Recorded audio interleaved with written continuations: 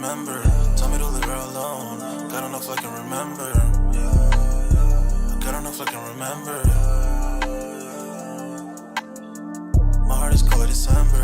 Hoping my heart can remember. Tell me to leave her alone. God don't know if I can remember.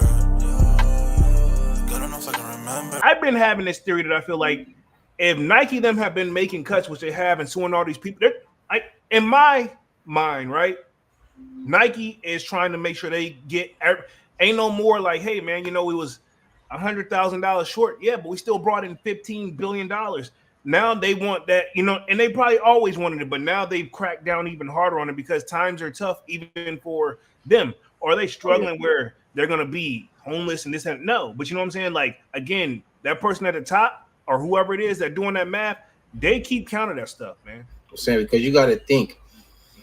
It's easy to because like I say once again, and we've always covered this. We're not even gonna use like the numbers, but let's just say it's easy to drop 2%, but it'll probably take forever to gain 2%. You know what I'm saying? Exactly. Like you can lose it easily, but to just something as small as gaining a 2% increase, it probably 3-4 years of good sales and shit.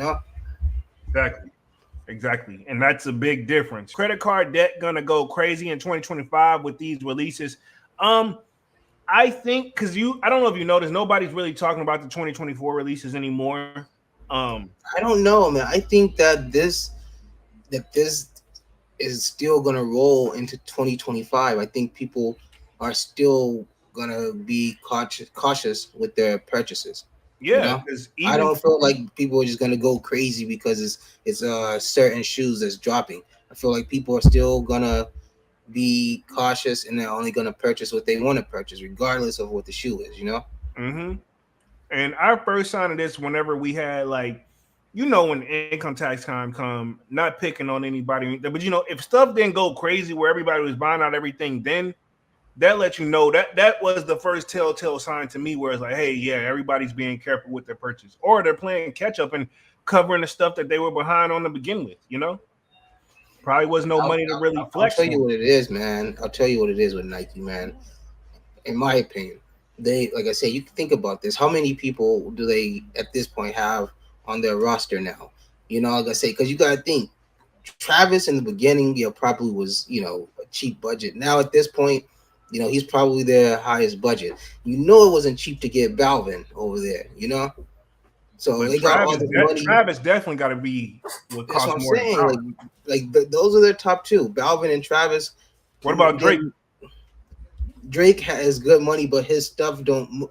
He's good investment because he looks good to the brand because of what he's doing outside. But what his merchandise wise, he's probably doing as good as their, I don't know, swim line.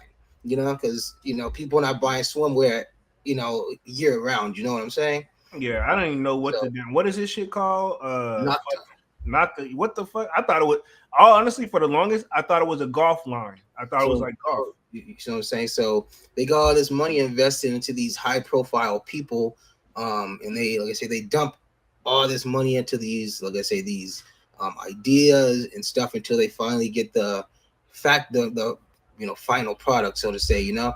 And like I say, the sales just aren't catching up to that no more because, like I say, even with the Elkins, let's use those as an example. You really have more people saying that they weren't going to go for them than that said they were. But we clearly saw what the outcome was on that.